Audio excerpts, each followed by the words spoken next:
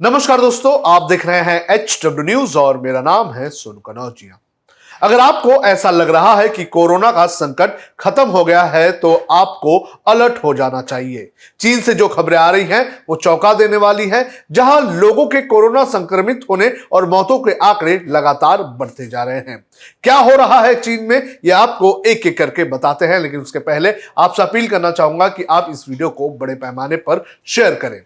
इस खबर की शुरुआत के पहले मैं आपको बताना चाहूंगा कि इस खबर को दिखाने का मकसद आपको डराना नहीं है बल्कि अलर्ट करना है। चीन में कोरोना के मामले लगातार बढ़ते जा रहे हैं। आलम यह है कि वहां खाने और दवाइयों की कमी होती जा रही है। मीडिया रिपोर्ट्स के अनुसार जब से चीन ने जीरो कोविड पॉलिसी में ढील दी है तब से यहां पर मामलों ने रफ्तार पकड़ ली है। यहां हालात इतने गंभीर है कि अस्पतालों के सभी बेड भर चुके हैं, दवाएं नहीं हैं और जहां ये दवाइयां हैं वहां भी लंबी लाइन लगी हुई है।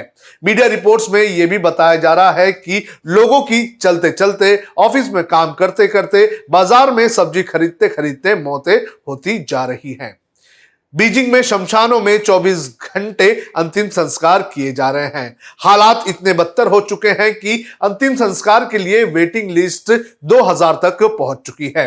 एक्सपर्ट्स का कहना है कि चीन में कोरोना के केसेस दिन में नहीं बल्कि घंटों में दुगने हो रहे हैं। अमेरिकी साइंटिस्ट और महामारी विशेषज्ञ एरिक फेगलडिंग ने सोशल मीडिया पर चीन के चौंकाने वाले वीडियो शेयर किए हैं। इनमें अस्पतालों, शमशानों और मेडिकल स्टोरों के हालातों की चिंताजनक स्थिति दिखाई दे रही है।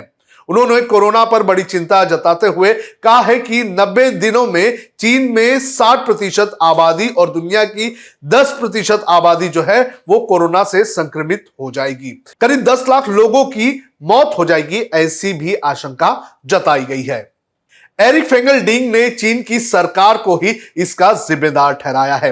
उन्होंने चीन की कम्युनिस्ट पार्टी सीसीपी यानी सरकार पर आरोप लगाया है कि उसका लक्ष्य यही है कि जिसे संक्रमित होना है वो हो जाए, जिसकी मृत्यु हो रही है उसे वैसे ही मरने दिया जाए। जल्दी संक्रमण, जल्दी मौतें, जल्दी पीक, यानी कि सब कुछ जल्दी ठीक हो जाएगा। अस्पतालों, शमशानों के सर्वे से तो यही जाहिर होता है, क्योंकि मौतों की संख्या में विस्फोट साफ तौर पर दिखाई दे रहा है। तो ये सारी बातें अमेरिकी साइंटिस्ट ने अपने ट्वीट के जरिए की है। अब चीन का यह संकट क्या पूरी दुनिया के लिए संकट बन जाएगा? अमेरिकी अखबार वॉशिंगटन पोस्ट ने चीन में कोरोना की लहर को लेकर एक रिपोर्ट पब्लिश की है, जिसमें लिखा गया है कि चीन की जीरो कोविड नीति ऐसी नीति थी जो टिक नहीं सकती थी और इसे बिना किसी तैयारी और बैकअप प्लान के अचानक से खत्म करने के फैसले ने ना सिर्फ यहां के लोगों के लिए एक भयानक नई लहर का खतरा पैदा किया, बल्कि यहां के व्यापार को भी ये झटका देने वाला कदम है। साथ ही चीन की कम्युनिस्ट पार्टी के नेतृत्व पर भी ये बड़ा सवाल खड़ा करेगा।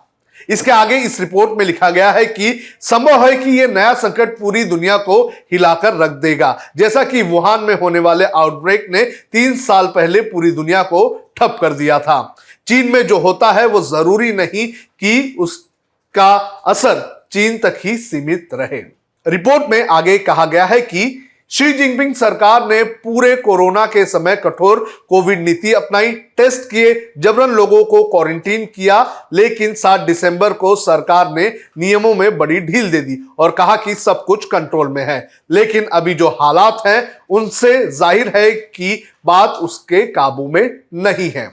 बीजिंग में ओमिक्रॉन का संक्रमण ऐसा फैला है कि यह एक भूतिया शहर में तब्दील हो गया है और डर यह है कि यह हालात पूरी चीन में ना फैल जाए। चीन की सरकार जो अपना डेटा छुपाने में एक्सपर्ट मानी जाती है, वो अपने प्रतिदिन आने वाले मामलों की रिपोर्ट ठीक तरह से नहीं कर रहे हैं। वहीं दूसरी तरफ जो ट्रैकिंग ऐप है वो भी डीएक्टिवेट कर दिए गए हैं, जिससे नए आंकड़े पता नहीं चल रहे हैं। वहां पर क्या हालात है इसके बारे में भी जानकारियां सही तरीके से नहीं आई है। अब चीन में बढ़ते हुए इन मामलों के कारण क्या है, यह भी आपको बता देते हैं। सबसे पहले चीन की जीरो कोविड पॉलिसी। चीन की जीरो कोविड पॉलिसी को इसका सबसे ज्यादा जिम्मेदार बताया जा रहा है। कहा जा रहा है कि जब पूरी दुनिया ने कोविड को लेकर लॉकडाउन में ढील दी थी, तब चीन ने लॉकडाउन में सख्त प्रक्रिया अपनाई। दरअसल चीन ने अपनी जीरो कोविड पॉलिसी के जरिए लोगों को मरने के लिए छोड़ दिया। दूसरा है सुस्त वैक्सीनेशन। हमारे देश में वैक्सीनेशन का तीसरा चरण चल रहा है। तेजी से हमने लोगों को वैक्सीन लगाने का काम किया और इम्यूनिटी डेवलप की, लेकिन चीन में ऐसा नहीं हुआ। चीन में वैक्सीनेशन की रफ्तार सुस्त रही। साथ ही लोगों के अंदर सरकार द्वारा दी जाने वाली वैक्सीन पर भरोसा नहीं है। यहां 60 साल से ज्यादा के उम्र वालों में लगभग 70% ही बूस्टर डोज दिए गए हैं। 80 वर्ष के लोगों में तो यह आंकड़ा और भी कम है। बिना बैकअप हटाना लॉकडाउन। भारत में कितनी भी राजनीति हो, लेकिन भारत सरकार ने लॉकडाउन में ढील देते वक्त धीरे धीरे पाबंदियां हटाई थी, जिसके बाद कोविड का खतरा कम हुआ। लेकिन चीन में ऐसा नहीं किया गया। पहले तो चीन में लंबे समय तक लॉकडाउन लगाया गया और फिर लॉकडाउन जब हटाया गया तो उसके लिए चीनी सरकार ने कोई भी बैकअप प्लान नहीं बनाया, जिसके चलते आज मामले लगातार बढ़ते जा रहे हैं। अब भारत में क्या स्थिति है, यह भी मैं आपको बता देता हूं। जहां एक तरफ चीन और जापान जैसे देशों में कोविड के मामले बढ़ रहे हैं, तो वहीं भारत में ये मामले तेजी से कम हो रहे हैं। पिछले 24 घंटे में 112 नए मामले दर्ज किए गए हैं और एक्टिव मामलों की अगर बात करें तो लगभग 3000 के आसपास एक्टिव मामले हैं। अच्छी बात यह भी है कि सरकार हरकत में आ चुकी है और स्वास्थ्य मंत्री जो है वो बैठक पर बैठक कर रहे हैं। सरकारी आंकड़ों के मुताबिक जून 2022 तक देश भर में 13,08,000 से ज्यादा एलोपैथिक डॉक्टर हैं। इनके अलावा 5,64,000 आयुष डॉक्टर्स भी हैं। इस हिसाब से भारत में हर 834 लोगों पर एक डॉक्टर है। यह अच्छी बात भी है, क्योंकि WHO के मुताबिक हर 1000 आबादी के पीछे एक डॉक्टर होना चाहिए। वहीं पिछले साल सरकार ने संसद में जो आंकड़े दिए थे, उसके मुताबिक दिसंबर 2021 तक देश भर में 1 करोड़ से ज्यादा हेल्थ वर्कर्स हैं। हेल्थ वर्कर्स में doctor, nursing staff, paramedical staff शामिल हैं। तो भारत इस वक्त थोड़ी अच्छी स्थिति में है, लेकिन अलर्ट रहना, जल्द फैसले लेना, यह बेहद ज्यादा इस पूरे मामले में जरूरी है। हम आपसे ये अपील करना चाहेंगे कि आप इससे डरे ना, बल्कि आप अलर्ट रहें। जो डॉक्टर्स ने इसके पहले हिदायत दी थी कि मास्क लगाएं, जो हैंड सैनिटाइजिंग है वो करें, तो इन सारी चीजों का आप पालन करें। अब खबरें पाइए सबसे पहले हमारे मोबाइल न्यूज एप्लीकेशन पर।